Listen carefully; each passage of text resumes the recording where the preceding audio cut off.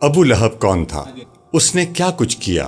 بسم اللہ الرحمن الرحیم۔ السلام علیکم۔ آپ صلی اللہ علیہ وآلہ وسلم اور اسلام کا بدترین دشمن ابو لہب تھا، جس نے بعثت کے بعد سے آپ صلی اللہ علیہ وآلہ وسلم سے عداوت اور بغض پال لیا اور اپنی نفرت کا کھل کر اظہار کر دیا۔ اس نے نہ صرف آپ کو بلکہ مسلمانوں کو طرح طرح سے ستایا، ان پر مظالم ڈھائے اور اسلام کا وجود مٹانے کی کوشش کرنے والے گروہ میں پیش رہا۔ قرآن کریم میں اس کے بارے میں ارشاد ہوتا ہے کہ ابو لہب کے دونوں ہاتھ ہلاک ہو گئے اور وہ خود ہلاک ہو گیا۔ آپ کو بتائیں گے کہ اس دشمن جس کا ذکر قرآن پاک میں بھی ہوا، ایسا کیا کیا تھا اور اس کا آپ صلی اللہ علیہ وآلہ وسلم سے کیا تعلق تھا، اس کی بیوی کون تھی اور ان کا آپ کی زندگی میں کیا کردار رہا۔ کیا آپ جانتے ہیں کہ آپ صلی اللہ علیہ وآلہ وسلم کی پیدائش کی خبر سن کر ابو لہب پر کیا رد عمل ہوا اور اس نے کیا کیا؟ اس ویڈیو میں اس کے بارے میں آپ کو مکمل معلومات ملیں گی۔ آپ سے گزارش ہے کہ ویڈیو کو آخر تک پورا دیکھیے گا۔ ناظرین، ابو لہب قریشی سردار تھا۔ اس کا اصل نام عبد العزا بن عبد المطلب اور اس کی کنیت ابو عتبہ تھی۔ اس کا رنگ سیب کی طرح دمکتا ہوا اور چہرہ حسین تھا۔ اس کا آپ صلی اللہ علیہ وآلہ وسلم سے بہت قریبی رشتہ تھا، یعنی یہ نبی پاک صلی اللہ علیہ وآلہ وسلم کا چچا تھا۔ مالدار تھا مگر طبعاً بخیل تھا۔ رسول اللہ صلی اللہ علیہ وآلہ وسلم کی ولادت کی خبر اسے اس کی لونڈی صوبیہ نے دی، تو اس خوشی میں اس نے صوبیہ کو آزاد کر دیا۔ بخاری کتاب النکاح باب امہاتکم اللتی ارضعنکم۔ آپ صلی اللہ علیہ وآلہ وسلم کے والد تو آپ صلی اللہ علیہ وآلہ وسلم کی ولادت سے پیشتر ہی وفات پا چکے تھے۔ بڑا چچا ہونے کی حیثیت سے اپنے آپ کو باپ کا قائم مقام سمجھ کر اس نے اپنی طبیعت کے خلاف اس خوشی کا اظہار کیا تھا۔ یہ اسے کرنا پڑا تھا۔ یہ اس کے بخل ہی کا نتیجہ تھا کہ جب آپ کے دادا عبد المطلب فوت ہونے لگے تو انہوں نے آپ کی کفالت ابو لہب کی بجائے ابو طالب کے سپرد کی، جو مالی لحاظ سے ابو لہب کی نسبت بہت کمزور تھے۔ ابو لہب کی بیوی ام جمیل، اس کا اصل نام اروا بنت حرب ہے، جبکہ کنیت ام جمیل تھی۔ یہ ابو سفیان کی بہن تھی اور بہنگی تھی، جس کی وجہ سے لقب اورا کانی سے اپنے بدبخت شوہر ابو لہب عبد العزا بن عبد المطلب کی طرح اس شقیق کو بھی حضرت صلی اللہ علیہ وآلہ وسلم سے سخت ترین عداوت تھی۔ حضور اکرم کے خاندان کو دکھ اور اذیت پہنچانے میں سب سے آگے ہوتی تھی۔ ابو لہب کے دو بیٹے عتبہ اور عتیبہ تھے، جن کے نکاح میں آپ صلی اللہ علیہ وآلہ وسلم کی دو بیٹیاں تھیں۔ ابو لہب کی آپ صلی اللہ علیہ وآلہ وسلم سے عداوت نبوت کے بعد شروع ہوئی۔ آپ کی بعثت کے بعد 3 سال تک اسلام کی تبلیغ و اشاعت کا کام نہایت خفیہ طور پر ہوتا رہا۔ پھر جب یہ حکم نازل ہوا اپنے قریبی کنبے والوں کو اللہ کے عذاب سے ڈراؤ، تو آپ نے اس حکم کی تعمیل میں بنو ہاشم اور بنو عبد المطلب کو اپنے ہاں کھانے پر بلایا۔ آپ نے ان کے سامنے لا الہ الا اللہ کی دعوت پیش کی تو ابو لہب جھٹ سے بول اٹھا، دیکھو یہ سب حضرات تمہارے چچا یا چچازاد بھائی ہیں، نادانی چھوڑ دو اور یہ سمجھ لو کہ تمہارا خاندان سارے عرب کے مقابلے کی تاب نہیں رکھتا اور میں سب سے زیادہ حقدار ہوں کہ تمہیں پکڑ لوں۔ بس تمہارے لیے تمہارے باپ کا خاں وعدہ ہی کافی ہے، اور اگر تم اپنی بات پر اڑے رہے اور عرب کے سارے قبائل تم پر ٹوٹ پڑے تو ایسی صورت میں تم سے زیادہ اور کون شخص اپنے خاندان کے لیے شر اور تباہی کا باعث بن سکتا ہے۔ ابو لہب کی یہ تلخ اور ترش باتیں سننے کے بعد آپ نے خاموشی اختیار کر لی اور دوسرے لوگ بھی اٹھ کر اپنے اپنے گھروں کو چلے گئے۔ ناظرین، چند دن بعد آپ صلی اللہ علیہ وآلہ وسلم نے دوبارہ اپنے قرابت داروں کو مدعو کر کے اپنی دعوت ذرا کھل کر پیش کی، جس کے نتیجے میں آپ کے چھوٹے چچا ابو طالب نے کھل کر آپ کی حمایت کا اعلان کر دیا، مگر ساتھ ہی یہ بھی کہہ دیا کہ میں ذاتی طور پر عبد المطلب کا دین چھوڑنے کو تیار نہیں۔ ابو طالب کی اس حمیت کے جواب میں ابو لہب کہنے لگا، خدا کی قسم، یہ یعنی دعوت توحید برائی ہے، لہٰذا محمد کے ہاتھ دوسروں سے پہلے تم خود ہی پکڑ لو۔ اس کے جواب میں ابو طالب نے کہا، اللہ کی قسم، جب تک جان میں جان ہے ہم اس کی حفاظت کرتے رہیں گے۔ اس دوسری دعوت کا اتنا فائدہ ضرور ہوا کہ آپ کو یقین ہو گیا کہ معززین بنو ہاشم میں کم از کم ایک آدمی یعنی ابو طالب ایسا ہے جس کی حمایت پر اعتماد کیا جا سکتا ہے۔ اس کے بعد آپ صلی اللہ علیہ وآلہ وسلم نے ایک تیسرا جرأت مندانہ قدم اٹھایا۔ ایک دن آپ کوہ صفا پر چڑھ گئے اور ایک فریادی کی طرح وَأَصْبَاحَ کی آواز لگائی اور قریش کے ایک ایک قبیلے کا نام لے کر پکارا اور کہا، اے بنی فہر، اے بنی عدی، اے بنی کعب وغیرہ وغیرہ، حتیٰ کہ سب قبائل کے قابل ذکر اشخاص آپ صلی اللہ علیہ وآلہ وسلم کے پاس اکٹھے ہوئے، اور جو نہ پہنچ سکا اس نے اپنا نمائندہ بھیج دیا۔ آپ ایک اونچی جگہ پر کھڑے ہو گئے اور لوگوں سے پوچھا، اگر میں تم سے یہ کہوں کہ اس پہاڑی کے اس پار ایک لشکر جمع ہو رہا ہے جو تم پر حملہ کرنے والا ہے تو کیا تم میری بات مان لو گے؟ سب نے یک زبان ہو کر کہا، ہاں، اس لیے کہ آپ کے متعلق ہمارا ہمیشہ سچ ہی کا تجربہ رہا ہے۔ آپ نے فرمایا، اچھا تو سن لو کہ میں تمہیں ایک سخت عذاب سے خبردار کرنے کے لیے بھیجا گیا ہوں، لہٰذا تم اپنے آپ کو جہنم سے بچاؤ، میں تمہیں اللہ سے بچانے کا کچھ اختیار نہیں رکھتا۔ آپ صلی اللہ علیہ وآلہ وسلم ابھی اتنا ہی کہہ پائے تھے کہ ابو لہب یکدم بھڑک اٹھا اور کہنے لگا، سارا دن تم پر ہلاکت ہو گیا، اس بات کے لیے تو نے ہمیں جمع کیا تھا۔ بخاری کتاب تفسیر۔ اگرچہ ابو لہب کی اس بدتمیزی کی وجہ سے یہ اجتماع کچھ نتیجہ خیز ثابت نہ ہوا، تاہم اس کا یہ فائدہ ضرور ہوا کہ آپ نے حسب ارشاد باری اپنے پورے قبیلے کو اپنی دعوت سے آگاہ کر دیا، اور آپ کی یہ پکار مکہ کے ایک ایک فرد تک پہنچ گئی، اور ابو لہب کی بدخلقی اور گستاخی کے جواب میں اللہ تعالیٰ نے یہ سورت لہب نازل فرمائی۔ یہاں یہ سوال پیدا ہوتا ہے کہ آپ کے دشمن تو اور بھی بہت تھے، بلکہ ابو لہب سے بھی زیادہ تھے، تو ان تمام دشمنوں میں صرف ابو لہب کا ہی قرآن میں کیوں نام لے کر ذکر کیا گیا؟ تو اس کا جواب یہ ہے کہ درج ذیل دو وجوہ کی بنا پر ابو لہب کا جرم واقعی اتنا شدید جرم تھا کہ قرآن میں اس کا نام لے کر اس کی مذمت کی گئی۔ پہلی وجہ یہ تھی کہ عرب میں کوئی باقاعدہ حکومت تو تھی نہیں جہاں فریاد کی جا سکے، لے دے کر ایک قبائلی حمیت ہی وہ چیز تھی جو ایسے اوقات میں کام آتی تھی۔ مظلوم شخص فوراً اپنے قبیلے کو دادرسی کے لیے پکارتا اور پورا قبیلہ اس کی حمایت میں اٹھ کھڑا ہوتا، اس لیے ان کو استرارن بھی صلہ رحمی کا لحاظ رکھنا پڑتا تھا۔ ابو لہب ہی وہ واحد بدبخت شخص ہے جس نے اس دور کے واجب الاحترام قانون کو توڑ کر اپنے قبیلے کے الرغم ڈٹ کر آپ کی مخالفت کی۔ علاوہ ازیں جب بنو ہاشم اور بنو مطلب کو معاشرتی بائیکاٹ کی وجہ سے شعب ابی طالب میں محصور ہونا پڑا تھا، تو اس وقت بھی ابو لہب نے اپنے قبیلے کا ساتھ نہیں دیا تھا، اور یہ تو واضح ہے کہ شعب ابی طالب کے محصورین میں بہت سے ایسے لوگ بھی شامل تھے جو آپ صلی اللہ علیہ وآلہ وسلم پر ایمان نہیں لائے تھے، تاہم قبائلی حمیت کی بنا پر انہوں نے سب کچھ گوارا کیا تھا اور اس قانون کے احترام کا حق ادا کیا۔ حد یہ ہے کہ آپ کے چھوٹے چچا ابو طالب نے آپ کی حفاظت کے لیے زندگی بھر قریش کی مخالفت مول لی، حالانکہ آخری دم تک وہ ایمان نہیں لائے تھے۔ بخاری کتاب التفسیر۔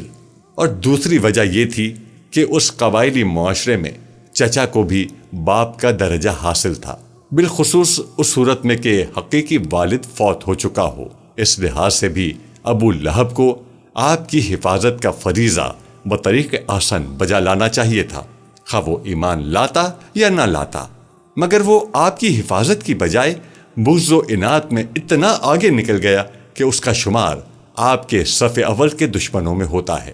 اس نے کوہ صفا پر جس بدخلقی اور گستاخی کا مظاہرہ کیا، اس پر آپ کے خاموش رہنے کی وجہ بھی یہی تھی کہ معاشرتی سطح پر ابو لہب آپ کے باپ کے مقام پر تھا، اور باپ ہونے کا ادب کا تقاضا یہی تھا کہ آپ خاموش رہتے، لہٰذا اس کی اس بدتمیزی کا جواب خود اللہ تعالیٰ نے اس کا نام لے کر دے دیا۔ واضح رہے کہ تبت یدا آبی لہب سے یہ مراد نہیں کہ جسمانی لحاظ سے ابو لہب کے دونوں ہاتھ ٹوٹ جائیں، بلکہ یہ بد دعا کی قسم کے کلمات ہیں جو ناراضگی اور خفگی کے موقع پر بولے جاتے ہیں، اور ایسے الفاظ صرف عربی میں نہیں، ہر زبان میں پائے جاتے ہیں۔ ابو بکر صدیق کی صاحبزادی اسماء بنت ابو بکر کا بیان ہے کہ جب یہ سورہ لہب نازل ہوئی تو ام جمیل نے اس کو سنا تو غصے میں بھری ہوئی رسول اللہ صلی اللہ علیہ وآلہ وسلم کی تلاش میں نکلی۔ اس کے ہاتھ میں پتھر تھے اور وہ حضور کی حجب میں اپنے ہی کچھ اشعار پڑھتی جا رہی تھی۔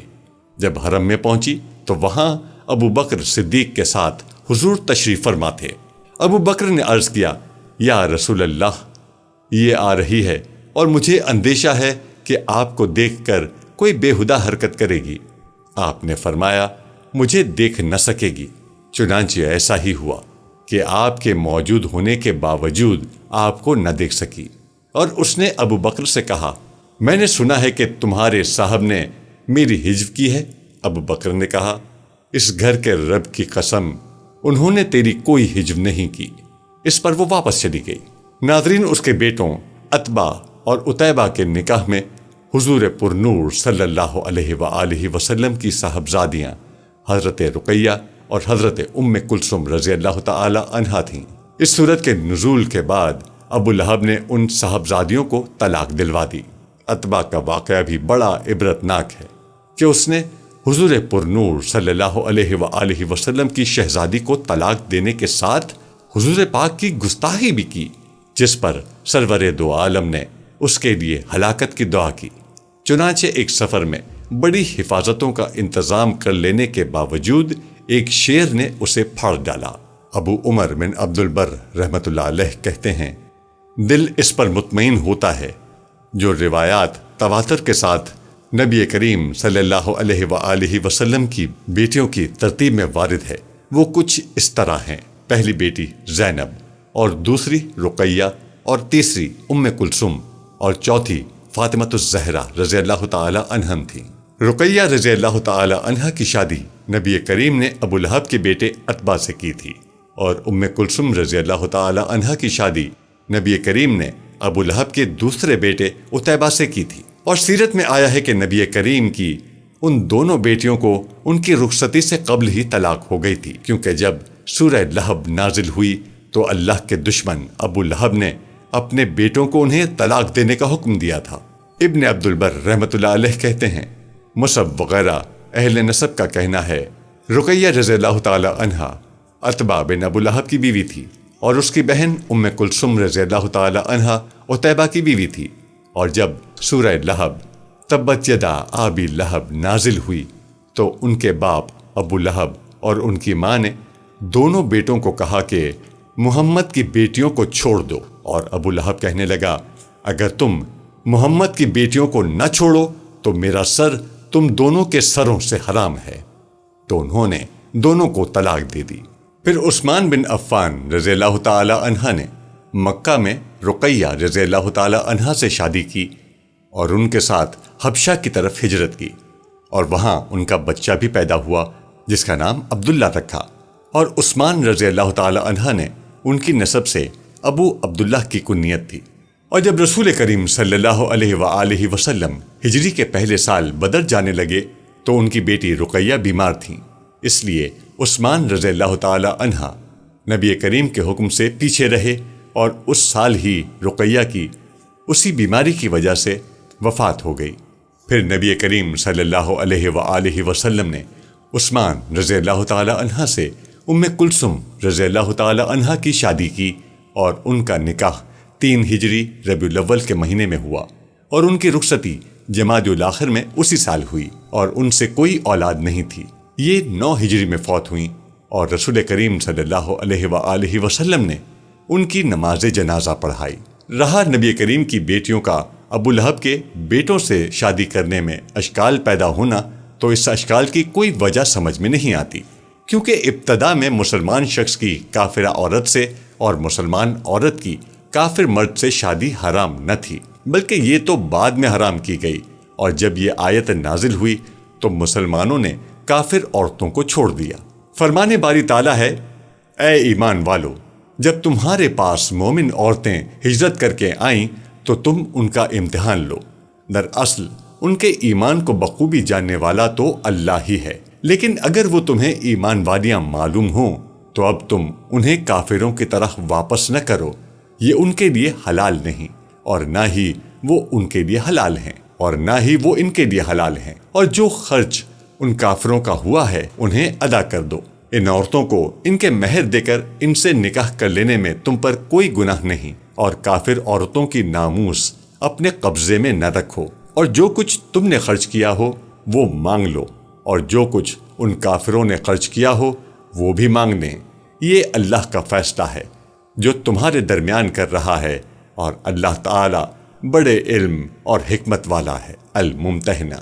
اور اصل میں کافر عورتوں سے نکاح کی ابتدا کی حرمت اس فرمان باری تعالیٰ میں پائی جاتی ہے، اور تم مشرک عورتوں سے اس وقت تک شادی مت کرو جب تک وہ مومن نہ ہو جائیں۔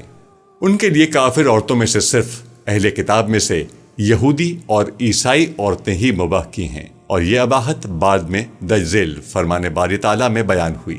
سب پاکیزہ چیزیں آج تمہارے لیے حلال کی گئیں، اور اہل کتاب کا ذبیحہ تمہارے لیے حلال ہے، اور تمہارا ذبیحہ ان کے لیے حلال ہے، اور پاک دامن مسلمان عورتیں اور جو لوگ تم سے پہلے کتاب دیے گئے ہیں ان کی پاک باز پاک دامن عورتیں بھی حلال ہیں، جبکہ تم ان کے مہر ادا کرو، اس طرح کہ ان سے باقاعدہ نکاح کرو، یہ نہیں کہ اعلانیہ زنا کرو یا پھر پوشیدہ بدکاری کرو۔ منکرین ایمان کے اعمال ضائع اور اکارت ہیں، اور آخرت میں وہ خسارہ پانے والوں میں سے ہیں۔ سورہ مائدہ آیت 5۔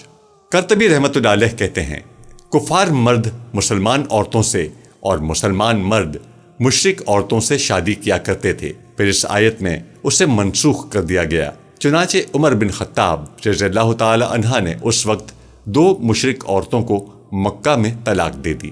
ان میں سے ایک ابو امیہ کی بیٹی قریبہ تھی، جس سے معاویہ ابن ابی سفیان نے نکاح کر لیا، اور یہ دونوں مشرک تھے، اور دوسری عمرو الخزاعی کی بیٹی ام کلثوم تھی۔ ام عبداللہ بن مغیرہ، اس سے ابو جہم بن حذافہ نے شادی کر لی، اور یہ دونوں بھی مشرک تھے۔ مسلمان کی کافر عورت اور مسلمان عورت کی کافر مرد سے ابتدائی اسلام میں شادی کرنا مباح تھا۔ نبی کریم صلی اللہ علیہ وآلہ وسلم نے ابو لہب کے بیٹوں سے اپنی بیٹیوں کی شادی دعوت کے ابتدائی ایام میں کی تھی، جس میں ابو لہب کا غضب اور نبی کریم کی عزت تھی۔ نبی کریم صلی اللہ علیہ وآلہ وسلم کی بیٹی زینب رضی اللہ تعالی عنہا ابو العاص کے ساتھ تھی، اور ابو العاص کے کفر کی بنا پر نبی کریم نے دونوں میں علیحدگی کرا دی۔ پھر جب وہ اسلام لائے تو نبی کریم نے ان کی بیوی کو واپس کر دیا۔ کافر عورتوں سے اور کافر مردوں سے شادی کرنا ایک عام امر تھا، وہاں کوئی ایسی نص نہ تھی جو اس سے منع کرتی۔ جس کو اس کا علم ہو اس کے ہاں اس میں کوئی اشکال نہیں۔ ناظرین، جب ابو لہب کے بیٹے عتیبہ نے نبی کریم کی شان اقدس میں انتہا درجے کی گستاخی کرتے ہوئے غلیظ زبان استعمال کی، حتیٰ کہ یہ بدبخت آقائے دو جہان نبی پاک صلی اللہ علیہ وآلہ وسلم پر جھپٹ پڑا اور آپ کے کرتہ مبارک کو پھاڑ ڈالا، عتیبہ بن لہب کی اس حرکت سے نبی کریم کے قلب اطہر کو شدید صدمہ پہنچا، اور آپ کی مبارک زبان سے یہ الفاظ ادا ہوئے: اے اللہ، اپنے کتوں میں سے کسی کتے کو اس پر مسلط فرما دے۔ اللہ کے محبوب نبی کی زبان مبارک سے ادا ہونے والا ہر لفظ پتھر پر لکیر کی مانند ہوتا ہے، یعنی اللہ رب العزت اپنے محبوب نبی کی بات کو